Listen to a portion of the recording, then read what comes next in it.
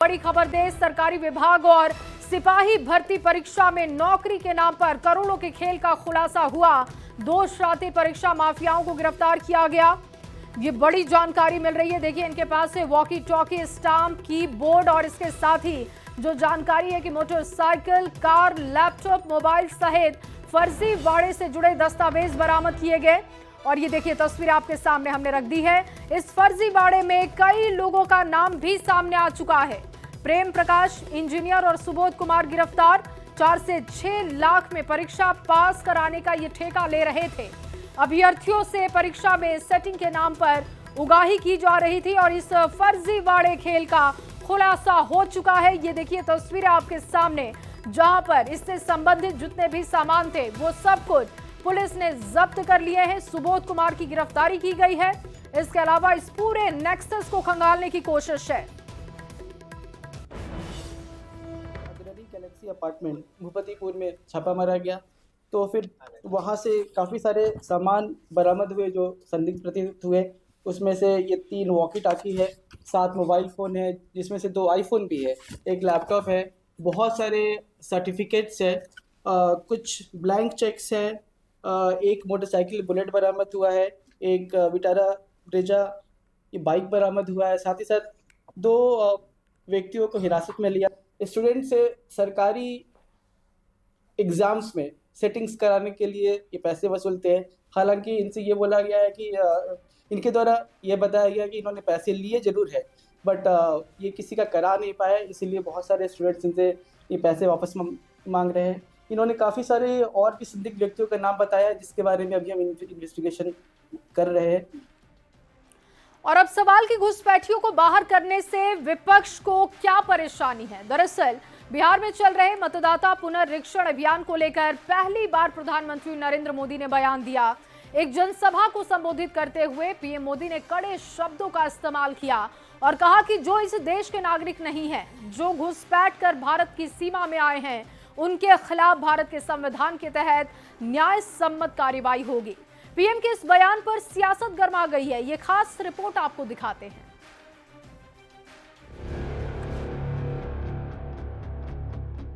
जो भारत का नागरिक नहीं है, जो घुसपैठ करके आया है, उसके साथ न्याय सम्मत कार्रवाई होती रहेगी। प्रधानमंत्री नरेंद्र मोदी की ये 2 टूक उन विदेशियों के लिए है जो अवैध तरीके से भारत में घुसपैठ कर रहे हैं। शुक्रवार को बिहार और बंगाल दौरे पर पीएम मोदी ने विपक्ष पर जमकर निशाना साधा। पश्चिम बंगाल के दुर्गापुर में एक रैली को संबोधित करते हुए पीएम ने बिहार में चल रहे मतदाता पुनरीक्षण पर एकदम सख्त संदेश दिया। कड़े शब्दों में मंच से पीएम ने कहा, जो भारत का नागरिक नहीं है उस पर कानून के मुताबिक कार्रवाई होती रहेगी। ये मोदी की गारंटी है।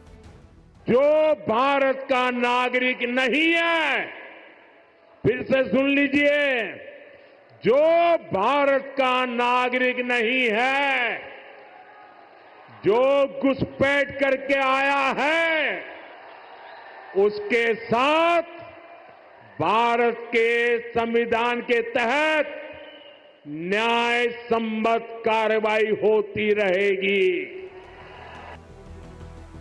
बिहार में वोटर लिस्ट रिवीजन पर पहली बार प्रधानमंत्री ने अपनी चुप्पी तोड़ी। नेपाली, रोहिंग्या और बांग्लादेशी घुसपैठियों के खिलाफ सख्त कार्रवाई करने की चेतावनी दी। पीएम की ओर से कड़ा रुख अख्तियार करने के बाद बिहार की सियासत गर्मा गई है। आरजेडी और कांग्रेस ने पलटवार किया और निर्वाचन आयोग पर बीजेपी के इशारे पर काम करने का आरोप लगाया।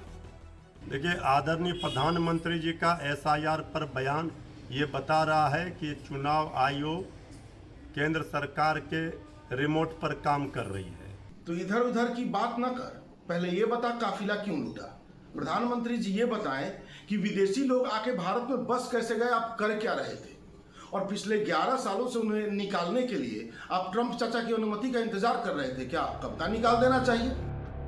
बिहार में सत्तारूढ़ जनता दल यूनाइटेड और भारतीय जनता पार्टी ने पीएम मोदी के बयान का समर्थन किया है। कड़े शब्दों में घुसपैठियों को चेताया कि बिहार में अनधिकृत रूप से रह रहे या फिर जिनका नाम बिहार के वोटर लिस्ट में शामिल है, उनके खिलाफ कड़ा एक्शन लिया जाएगा। जो भारत का नागरिक नहीं है उस पर कानूनी रूप से कार्रवाई होगा।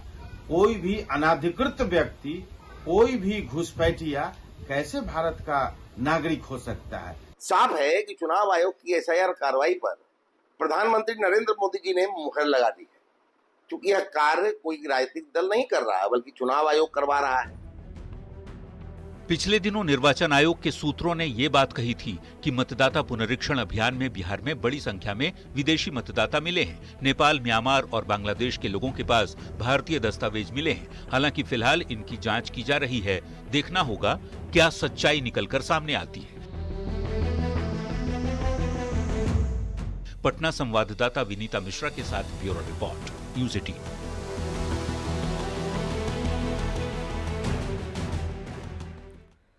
देखिए, बिहार में जारी एसआईआर पर पीएम मोदी के बयान से सियासत गर्मा गई है। केंद्रीय मंत्री चिराग पासवान ने कहा कि विपक्ष इस मुद्दे पर जनता में भ्रम फैला रहा है। बीजेपी के राष्ट्रीय प्रवक्ता शहनवाज हुसैन ने भी पीएम मोदी के बयान का समर्थन किया और कहा कि भारत में भारत का ही नागरिक वोट करेगा। तो नीरज कुमार ने भी घुसपैठियों के मुद्दे पर बड़ी चुनौती दी। मतदाता सूची में हेर फेर हो जाएगा। क्या मतदाता सूची का कार्य पूरा हो चुका है क्या? ये विपक्ष जो भ्रम फैला रहा है, अभी तो समय बाकी ना है। कहाँ से आंकड़े आते हैं इन लोगों के पास कि 30 लाख लोगों का नाम काट दिया तो 35 लाख लोगों का नाम काट दिया? क्या ये कार्य, ये प्रक्रिया पूरी हो गई है? वोट वैलिड वोटर ही देंगे। भारत के मतदाता ही भारत में वोट कर सकते, घुसपैठिए भारत में वोट नहीं कर सकते। जो बांग्लादेश से, बर्मा से या नेपाल से कहीं से कोई आएगा, वो अगर वोट भारत की तकदीर को, तस्वीर को बदलने का अधिकार उसको नहीं है।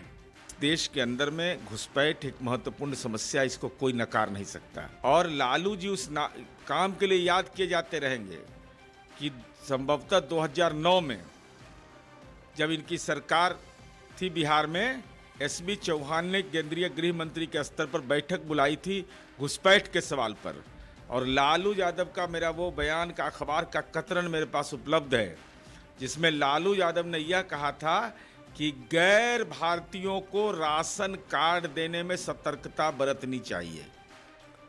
और चलिए आगे बढ़ते हुए इस वक्त की बड़ी खबर आपको देते हैं। मुख्य निर्वाचन पदाधिकारी विनोद सिंह गुंजियाल का पत्र शिक्षा विभाग के एसीएस सिद्धार्थ को उन्होंने पत्र लिखा और कहा कि एसआईआर के दौरान डीईओ, ईआरओ, एईआरओ और निर्वाचक सूची से जुड़े कोई भी पद नहीं रहे रिक्त। इस बात का ध्यान रखें। वहीं आयोग की पूर्ण स्वीकृति के बिना ऐसे किसी अधिकारी का ट्रांसफर नहीं करें। एसआईआर के तहत निर्वाचक निबंधन पदाधिकारी, बीएलओ और बीएलओ सुपरवाइजर का भी ट्रांसफर ना किया जाए। एसीएस और मुख्य सचिव को ये सुनिश्चित करने के लिए उन्होंने पत्र लिखा है।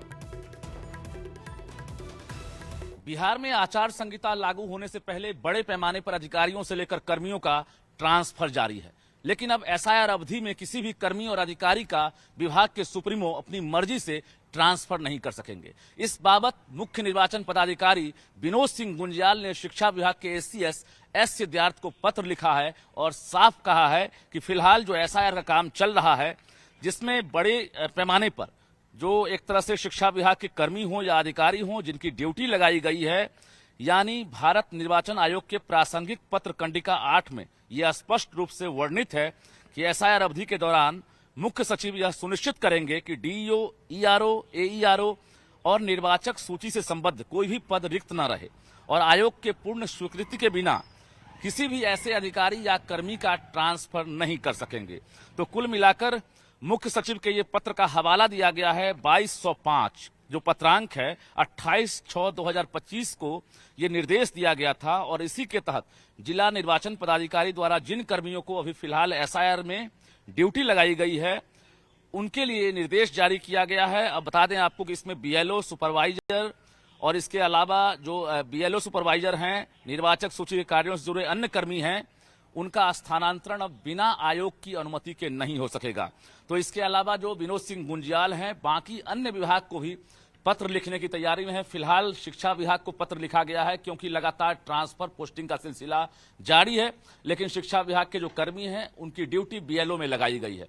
तो आने वाला वक्त जो है वो देखना होगा कि आखिर कौन कौन से विभाग में ट्रांसफर पोस्टिंग की जो प्रक्रिया है उस पर रोक लग पाती है, क्योंकि फिलहाल एसआईआर से महत्वपूर्ण काम निर्वाचन विभाग के लिए या बिहार सरकार के लिए फिलहाल अभी दूसरा नजर नहीं आ रहा है।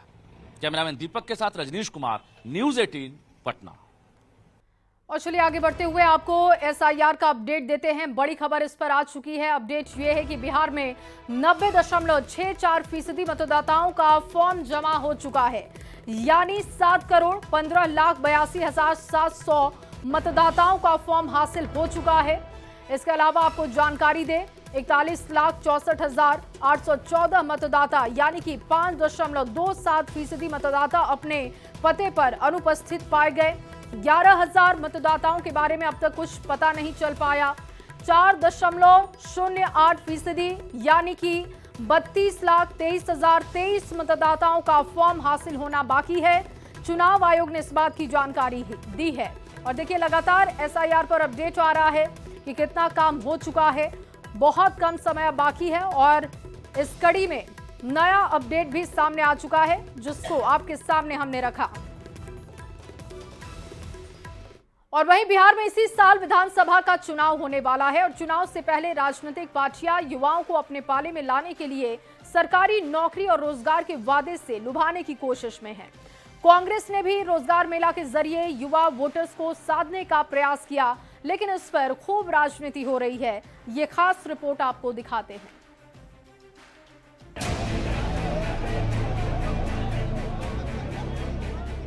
नौकरी के लिए युवाओं की खचाखच भीड़, फॉर्म भरते लड़के लड़कियां और लाइन में अपनी बारी का इंतजार करते अभ्यर्थी।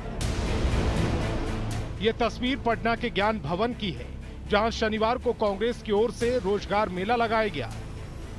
चुनावी साल में नौकरी और रोजगार सबसे बड़ा मुद्दा है, लिहाजा हजारों की संख्या में युवा नौकरी के लिए कांग्रेस के रोजगार मेला पहुंचे, जो ज्वाइनिंग लेटर मिलने के बाद काफी खुश नजर आए। जी सर, सेफ्टी ऑफिसर का मिला है। हम आए नरकटियागंज की तरफ से, वहाँ पे लंगरा से गांव से, और ये सेफ्टी ऑफिसर का 22,000 का सैलरी है, रूम रेंट सब है, पुणे में है। बिहार नहीं बल्कि बाहर 15-20 हजार की नौकरी मिलने पर भी बिहार के युवा खुद को खुशनसीब समझ रहे हैं।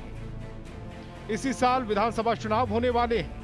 सीएम नीतीश ने अगले 5 साल में 1 करोड़ युवाओं को सरकारी नौकरी और रोजगार देने का वादा किया है। सत्ताधारी एनडीए के नेता विरोधियों से पूछ रहे हैं कि चुनावी साल में ही कांग्रेस को नौकरी बांटने की आदत क्यों आई, जबकि मौजूदा सरकार में ही सीएम नीतीश करीब 50 लाख से ज्यादा युवाओं को नौकरी और रोजगार दे चुके हैं। बिहार में अपनी राजनीतिक जमीन को विस्तार देने की कवायद में वही कांग्रेस पार्टी रोजगार मेला का आयोजन कर फिर से युवाओं को दिग्भ्रमित करने का प्रयास कर रही है। सत्तारूढ़ दल के नौकरी वाले दाव का कार्ड खोजने में विपक्ष लगा हुआ है। नेता प्रतिपक्ष तेजस्वी यादव और राहुल गांधी भी जॉब के मुद्दे पर युवा वोट बैंक को साधने की जुगत में। आरजेडी नौकरी देने का वादा कर रही है तो कांग्रेस रोजगार मेला के जरिए नौकरी बांटने की कोशिश।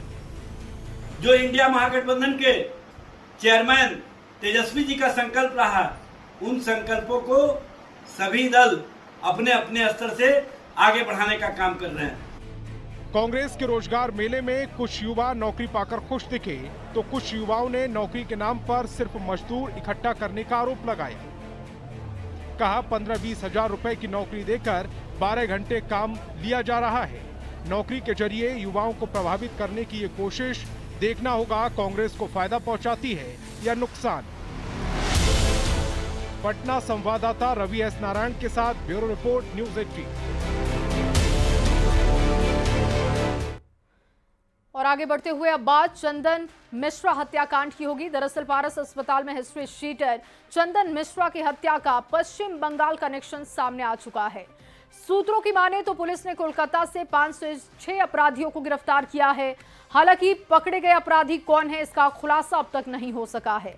इस पूरे हत्याकांड का पुरुलिया जेल कनेक्शन भी सामने आया है। आपको ये रिपोर्ट दिखाते हैं।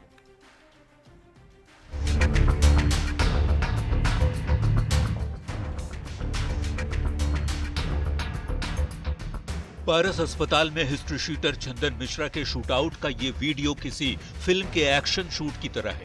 अपराधियों के चेहरे पर न कोई डर न खौफ, जैसे वो पुलिस को खुली चुनौती देते हुए इस शूटआउट को अंजाम देने आए हों।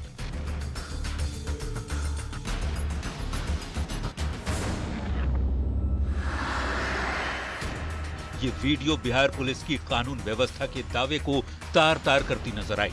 जब पटना पुलिस की साख पर सवाल उठने लगे तो पुलिस ने ताबड़तोड़ एक्शन लिया। अब इस मामले में बड़ा खुलासा हुआ है। इस पूरे हत्याकांड का पश्चिम बंगाल कनेक्शन सामने आया है। सूत्रों से मिली जानकारी के मुताबिक पटना पुलिस और बिहार एसटीएफ ने इस मामले में कार्रवाई करते हुए कोलकाता से 5 से 6 अपराधियों को गिरफ्तार किया है। हालांकि पकड़े गए अपराधी कौन हैं, इस बारे में जानकारी नहीं मिल पाई है। बिहार पुलिस के डीजी मुख्यालय ने 3 आरोपियों के हिरासत में लेने की बात कही है, लेकिन बंगाल के पुलिस कमिश्नर ने इस मामले में गिरफ्तारी की पुष्टि की। अब इन 5 से 6 अपराधियों को कोलकाता से पटना लाया जा रहा है। सवाल ये भी है कि क्या पुलिस के साथ आ रहे अपराधी चंदन मिश्रा के कातिल हैं? আমাদের লাস্ট 2 দিন ধরে কিছু ইনপুট আমাদের কাছে এসেছিল, সেটা আমরা বিভিন্ন ইউনিটের সঙ্গে শেয়ার করেছি, কিন্তু এই মুহূর্তে ডিটেইলস দেওয়া সম্ভব নেই। কিন্তু আমাদের কাছে কিছু ইনপুট ছিল, সিপি বিধাननगर সঙ্গে আমাদের যোগাযোগ হয়েছিল। सूत्रों की माने तो चंदन मिश्रा हत्याकांड में पुरुलिया जेल का कनेक्शन है। इस पूरे हत्याकांड में चंदन के पुराने साथी शेरू सिंह के गिरोह का नाम सामने आ रहा है। चंदन मिश्रा की हत्या की साजिश पश्चिम बंगाल की पुरुलिया जेल में बंद शेरू सिंह ने रची थी। शेरू सिंह का असली नाम ओंकार नाथ सिंह है। साल 2011 में 7 से 8 हत्याकांड में चंदन और शेरू का नाम आया था। पुलिस सूत्रों के मुताबिक शेरू ने ही हत्याकांड की साजिश बिहार की जेल में बंद उसके गिरोह के द्वारा रचे जाने की जानकारी पुलिस को दी। पुलिस अब जेल में बंद शेरू के उस शागिर्द से भी पूछताछ की तैयारी कर रही है। अब तक की जांच में वर्चस्व की लड़ाई में चंदन मिश्रा हत्याकांड को अंजाम दिया गया। ये भी पता चला है कि शेरू और तौसीफ की दोस्ती बेऊर जेल में हुई थी। जेल से रिहा होने के बाद तौसीफ ने शेरू से संपर्क किया और फिर हत्या की योजना बनाई। वहीं इस हत्याकांड पर बिहार के एडीजी कुंदन कृष्णन ने किसानों पर दिए अपने विवादित बयान पर माफी भी मांग ली है। उन्होंने कहा कि यदि मेरे बयान से किसानों को ठेस पहुंची है तो उन्हें इसका खेद है। मई जून में ज्यादा मर्डर होते आई है वर्षों से। अप्रैल मई जून जब तक बरसात नहीं होती है ये सिलसिला जारी रहता है, क्योंकि ज्यादातर किसान को कोई काम नहीं रहता है। प्रत्येक आपराधिक घटनाओं के पीछे सिर्फ अपराधी होते हैं और उनका कोई जाति या धर्म नहीं होता है। मेरे मन में किसान के प्रति काफी आदर भाव है। चंदन मिश्रा हत्याकांड के बाद बिहार में लॉ एंड ऑर्डर पर बड़े सवाल खड़े हो रहे हैं। अब ऐसे में कुख्यात चंदन मिश्रा को गोली मारे जाने के मामले में पुलिस पर भी बड़ी कार्रवाई हो गई। एसएसपी पटना ने शास्त्री नगर थाने के 1 दारोगा और 2 सहायक दारोगा और 2 सिपाही को निलंबित कर दिया है। बहरहाल चंदन मिश्रा हत्याकांड की जांच में अभी कई परतें खुलनी बाकी हैं। न्यूज 18 के लिए पटना से संवाददाता संजय कुमार की।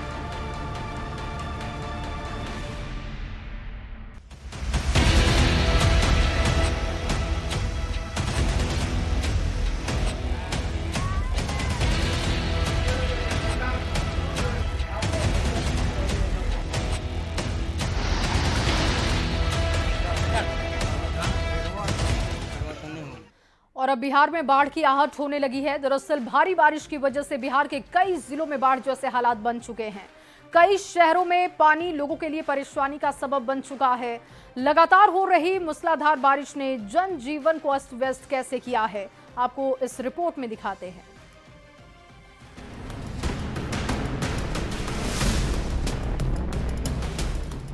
बिहार के कई जिलों में भारी बारिश से हाहाकार मचा है। पटना में भी गंगा नदी का जलस्तर लगातार बढ़ रहा है। गांधी घाट और हाथीदह में जलस्तर खतरे के निशान को पार कर चुका है, जिससे तटवर्ती इलाकों में बाढ़ का खतरा मंडराने लगा है। इसे लेकर सीएम नीतीश कुमार ने भी गंगा के बढ़ते जलस्तर का जायजा लिया। मुख्यमंत्री ने गांधी घाट से दीघा घाट तक गंगा के बढ़ते जलस्तर का जायजा लिया। सीएम ने अधिकारियों को हर परिस्थिति पर नजर रखने के साथ ही कई जरूरी निर्देश भी दिए। बेगूसराय में भी गंगा में कटाव के चलते एक तरफ बाढ़ जैसे हालात हैं तो दूसरी तरफ प्रशासन की ओर से किए जा रहे कटाव निरोधी काम को लेकर लोगों में आक्रोश है। बाढ़ से डरे लोग प्रशासन के कटाव निरोधी काम से नाखुश हैं और विभाग पर कटाव निरोधी काम में लापरवाही का आरोप लगा रहे। जनता जो गिर रहे जहाँ जाए लेना कहे काम करबे कहे जबरदस्ती रंगदारी टैक्स मांगे चाहो। अब एकरा पर तो कार्रवाई की छै नहीं छै जानते जनता है। कौन कौन गाँव प्रभावित है? प्रभावित है अयोध्या, बदलपुरा, मधुरापुर, ये सब आर कौन। बक्सर में गंगा नदी में उफान से दियारा इलाके के गांव पर बाढ़ का खतरा मंडराने लगा है। तिलक राय, गुरुदेव नगर, लाल सिंह का डेरा, बेनीलाल का डेरा और बिच्छू डेरा गांव तक पानी घुस चुका है। बाढ़ की आशंका को देखते हुए तटबंध की सुरक्षा बढ़ा दी गई है। कैमूर में लगातार बारिश के चलते कई गाँव में बाढ़ जैसे हालात हो गए हैं। घर, खेत, यहाँ तक कि स्कूलों में भी पानी भर चुका है। झाली उत्क्रमित मध्य विद्यालय में पानी भर जाने से बच्चों को स्कूल आने में काफी परेशानी हो रही है। बच्चों की परेशानी को देखते हुए पढ़ाई बंद कर दी गई है। हमेशा पानी होता है। आज की क्या स्थिति है? आज ऐसी स्थिति है कि चारों तरफ से पानी भर गया है और बच्चे आए थे, 1 घंटे से लगभग खड़े थे और हार मानकर अपने आप चले गए। कब से पानी बहने लगा है? कल से ही पानी भर रहा है।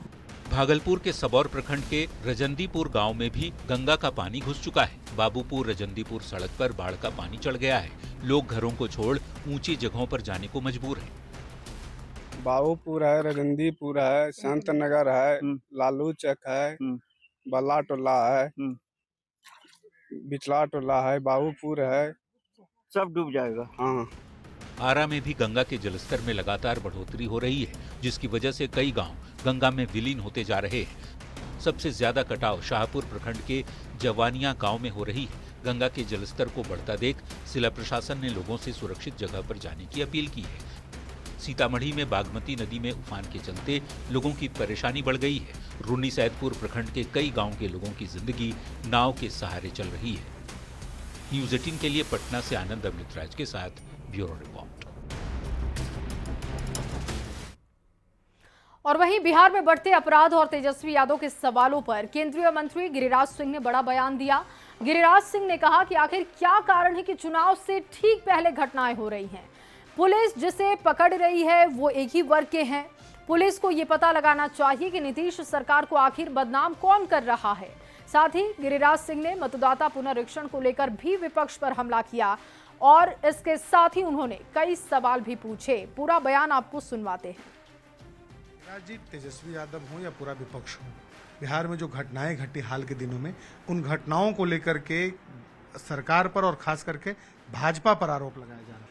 मैंने वो ट्वीट देखा, ट्वीट नहीं कहा, सोशल मीडिया पर एक्स पर मैंने, चलनी दूसरे सूप को जिसमें सहस्त्र छेद। आखिर क्या कारण है? आज चुनाव के ठीक पहले ये जोर शोर से क्या कोई करवा रहा है? पुलिस तो या तो चिन्हित कर रहा है, पकड़ रहा है, और चिन्हित में हो रहा है तो वही एक वर्ग का, पकड़े भी जा रहे हैं उसी का दूसरा वर्ग। और उसके नेता कौन है? तेजस्वी यादव बताएं कि कौन नेता है। इसके जड़ में जाओ कि नीतीश कुमार की सरकार को कौन बदनाम करने का ये साजिश रचा है। अपराध के साथ साथ एक और बड़ा मुद्दा है, बिहार में वोटरों का सर्वे चल रहा है, उसको लेकर के भी कई सवाल उठाए जा रहे हैं। ये बताएं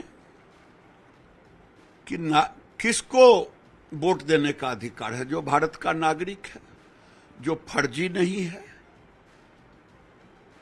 तो यही तो इलेक्शन कमीशन कर रहा है। अगर उनमें राष्ट्रीयता है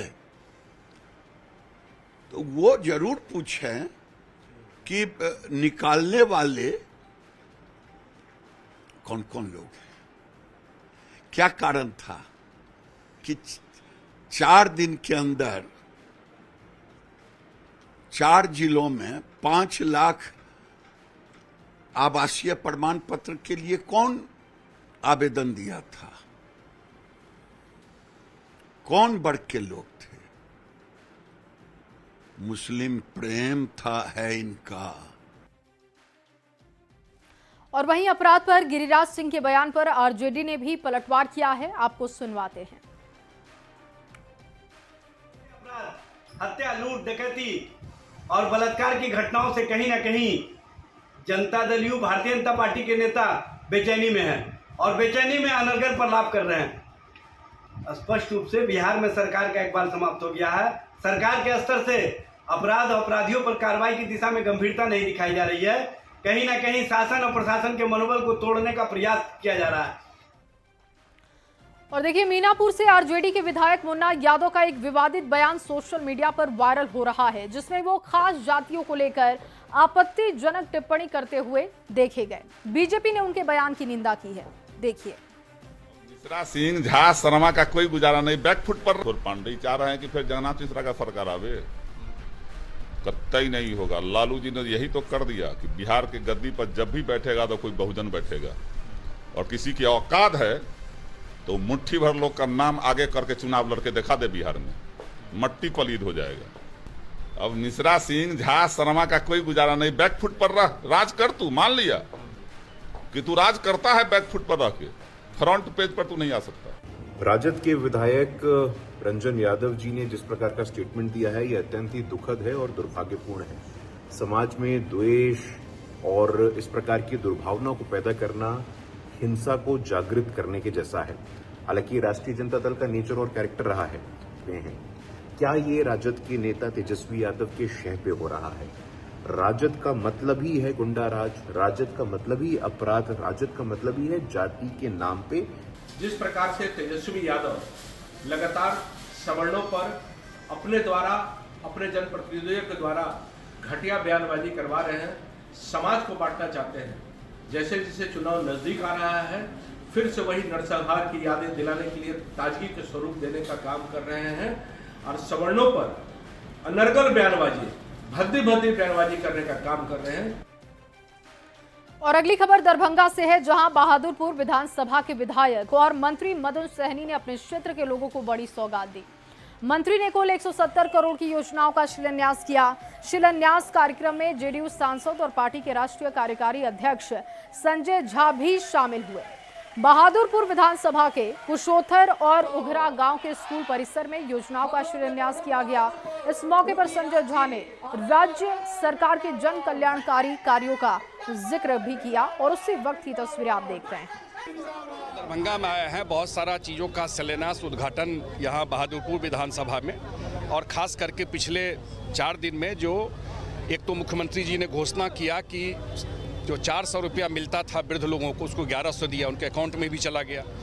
फिर अभी कल परसों उन्होंने 125 यूनिट, कल कैबिनेट से भी कर दिया, 125 यूनिट बिजली free. 1 crore 87 lakh domestic consumer हैं, परिवार है जिनको ये फ़ायदा होगा।